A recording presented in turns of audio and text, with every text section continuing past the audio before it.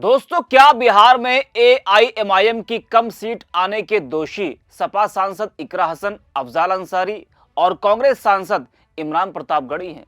क्योंकि कल जो नतीजे सामने आए और एआईएमआईएम ने 5 सीटें बिहार में जीती, उसके बाद जो ओवैसी की पार्टी के समर्थक है वो लगातार इन तीनों नेताओं पर कई बड़े आरोप लगा रहे हैं। इस वीडियो में हम इसी पर करेंगे बात। नमस्कार, 4 PM पर आप सभी का स्वागत है। दोस्तों, बिहार विधानसभा चुनाव के नतीजों ने पूरे देश को चौंका दिया। एग्जिट पोल में जहां एनडीए की जीत दिखाई जा रही थी, लेकिन उतनी सीट नहीं बताई जा रही थी जितनी सीट आई हैं। असल नतीजों ने एनडीए को बहुमत से ज्यादा सीटें दी। 243 में एनडीए ने 202 सीटें जीतकर एक ऐसी राजनीतिक लहर पैदा की जिसकी कल्पना भी कम लोग कर रहे थे। इस बार के चुनावों की सबसे बड़ी राजनीतिक उपलब्धि बीजेपी के खाते में गई। एनडीए को मिली 202 सीटों में से अकेले बीजेपी ने 89 सीटें जीती, जो उसे बिहार में सबसे बड़ी पार्टी के रूप में स्थापित करती है। जेडीयू को 85 सीटें मिली, जबकि चिराग पासवान की एलजेपी ने 19 सीटों पर जीत दर्ज की। कुछ सीटें एनडीए के अन्य सहयोगियों ने जीती हैं। इन नतीजों ने साफ कर दिया कि बिहार की राजनीति में बीजेपी की पकड़ पहले से कहीं ज्यादा मजबूत हो गई है। एनडीए की सुनामी के आगे महागठबंधन का लगभग पूरी तरह सफाया हो गया। पिछली बार सबसे बड़ी पार्टी रही आरजेडी मात्र 25 सीटों पर सिमट गई। कांग्रेस को केवल 6 सीटें नसीब हुई, जबकि शेष 4 सीटें महागठबंधन के अन्य दलों ने जीती। कुल मिलाकर महागठबंधन 35 सीटों तक ही सीमित रह गया। यह नतीजे न केवल महागठबंधन की रणनीतिक कमजोरियों को उजागर करते हैं, बल्कि यह भी संकेत देते हैं कि जनता ने विपक्ष के एजेंडे और नेतृत्व पर भरोसा नहीं किया। विपक्ष कह रहा है कि बिहार में एसआईआर का सबसे बड़ा रोल रहा। कांग्रेस नेता उदित राज ने तो कल ही कहा था कि एसआईआर आगे बढ़ रहा है। संजय सिंह ने कहा कि हमने पहले कह दिया था, 3 महीने पहले ही हमने कहा था। कल उनका एक बयान आया और उन्होंने अपना 3 महीने पुराना एक वीडियो शेयर किया और कहा कि हमने तो भैया पहले ही कहा था कि बिहार में एनडीए जीतेगा। चुनाव आयुक्त ने पहले ही जीत का सर्टिफिकेट मोदी जी को दे दिया है और ये चुनाव हाईजैक किया गया है। जी हां, तो पूरा विपक्ष कह रहा है कि सबसे बड़ा रोल एसआईआर कर रहा है बिहार में एनडीए की जीत पर। इन सभी उतार चढ़ाव भरे परिणामों के बीच ऑल इंडिया मजलिस-ए-इत्तेहादुल मुस्लिमीन ने एक बार फिर सीमांचल क्षेत्र में अपनी मजबूती साबित की। जी हां, ओवैसी की पार्टी ने 5 सीटें जीती, जो पिछली बार के प्रदर्शन के बराबर है। हालांकि एआईएमआईएम समर्थक और कार्यकर्ता इन सीटों को पर्याप्त नहीं मानते। उनका कहना है कि अगर कुछ राजनीतिक परिस्थितियां भिन्न होती तो पार्टी 20 से अधिक सीटें जीत सकती थी। एआईएमआईएम बनाम कांग्रेस सपा सोशल मीडिया पर बड़ा विवाद छिड़ा हुआ है। चुनाव नतीजों के बाद सोशल मीडिया पर एआईएमआईएम समर्थकों और सपा कांग्रेस समर्थकों के बीच तीखी बहस भी छिड़ गई है। एआईएमआईएम समर्थकों ने आरोप लगाया कि कांग्रेस ने वोट कटवाने वाली पार्टी बनकर कई सीटों पर एआईएमआईएम का नुकसान कराया।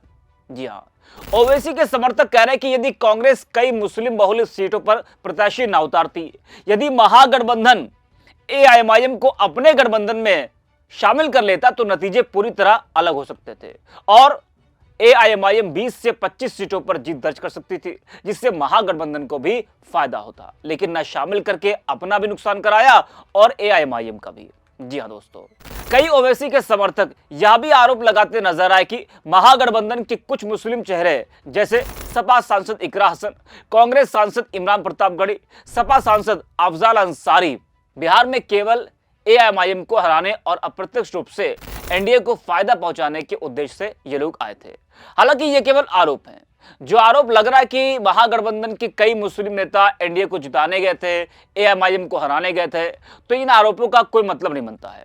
बल्कि ओवैसी की पार्टी पर, ओवैसी पर यह आरोप सिर्फ बिहार ही नहीं, जहां भी वो चुनाव लड़ते हैं, यह आरोप लगता है कि वो बीजेपी की बी टीम है और बीजेपी को फायदा पहुंचाने के लिए वो चुनाव लड़ते हैं। और काफी असर देखा भी गया कल। जिस तरीके से बिहार के नतीजे कई सीटों पर देखा गया। विपक्ष कह रहा है कि ओवैसी की पार्टी के प्रत्याशियों ने कई सीटों पर महागठबंधन का नुकसान कराया। जी हां, नतीजों के बाद एआईएमआईएम समर्थकों ने सोशल मीडिया पर कटाक्ष करते हुए लिखा कि अब जनता को समझ आ जाना चाहिए कि हेलीकॉप्टर का तेल किसका था। इसका सीधा संकेत कांग्रेस और कुछ अन्य नेताओं की चुनावी सक्रियता पर सवाल उठाने से था। उनके अनुसार जिन सीटों पर एआईएमआईएम मजबूत थी वहां कांग्रेस ने प्रत्याशी उतारकर और बड़े मुस्लिम चेहरों को प्रचार के लिए भेजकर वोटों का विभाजन करवाया, जिससे सीधा फायदा एनडीए को हुआ। एआईएमआईएम समर्थकों के ये आरोप महागठबंधन के लिए दोहरी शर्मिंदगी बनाए हुए हैं। एक तो महागठबंधन की करारी हार, दूसरा एआईएमआईएम को शामिल न करना।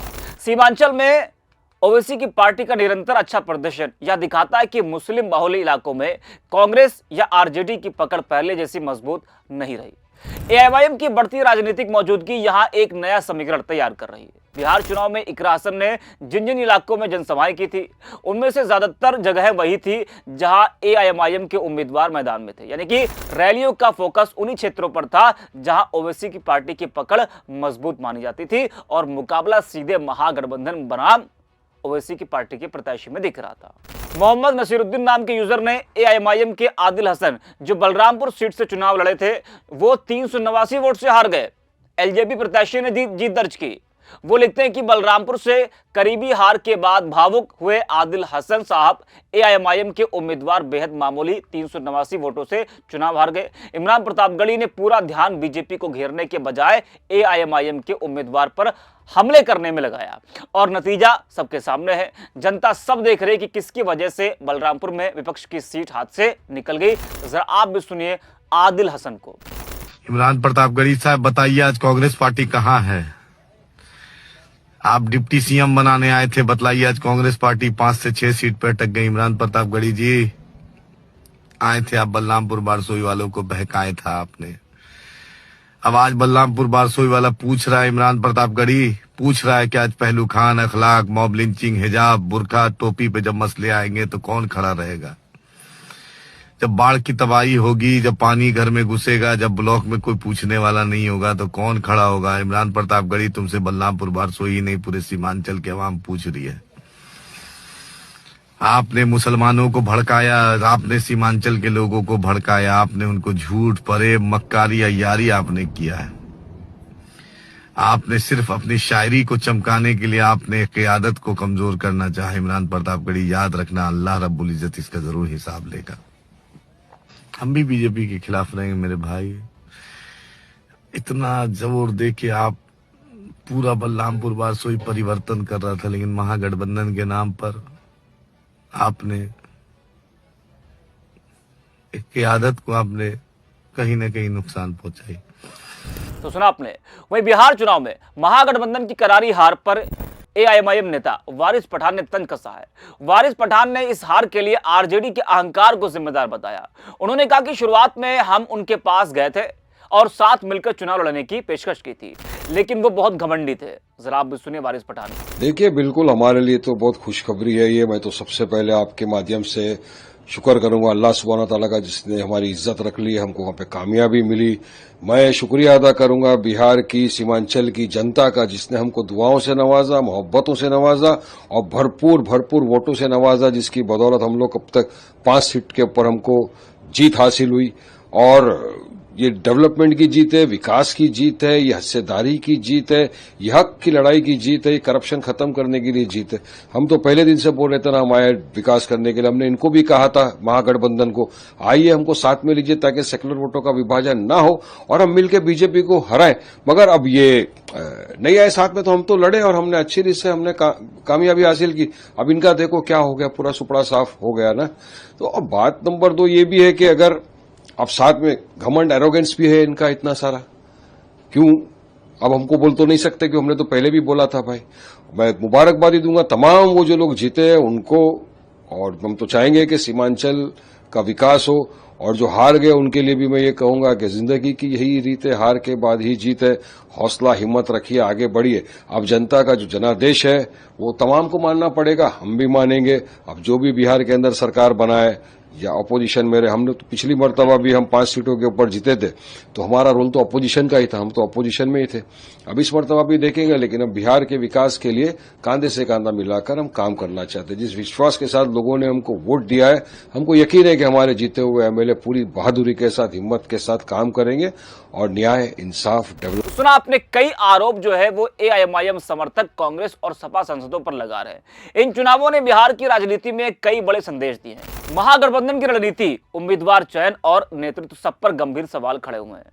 एआईएमआईएम सीमांचल में एक स्थायी राजनीतिक शक्ति बन चुकी है, जो आगे और विस्तार का प्रयास करेगी।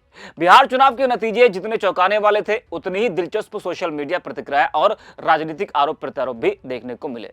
एनडीए की ऐतिहासिक जीत और महागठबंधन की ऐतिहासिक हार के बीच एआईएमआईएम का प्रदर्शन और कांग्रेस पर लगाए गए आरोप एक नई राजनीतिक बहस को जन्म दे चुका है। तो आने वाले समय में बिहार की राजनीति कैसे बदलेगी दोस्तों, ये देखना रोचक होगा। तो इस वीडियो में इतना ही। आप देखते रहिए 4PM।